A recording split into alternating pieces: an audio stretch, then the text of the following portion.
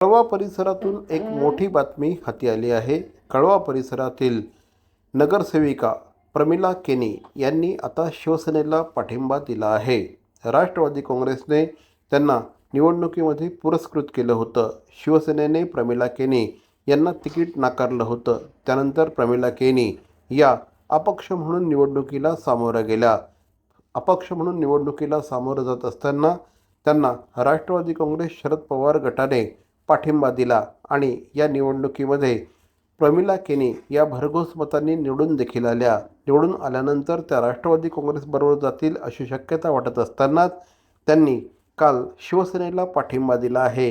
काल शिवसेनेच्या 75+1 अपक्ष अशा 76 जणांची नोंदणी करण्यात आली आहे। या नोंदणीमध्ये प्रमिला केनी यांचा देखील सहभाग आहे।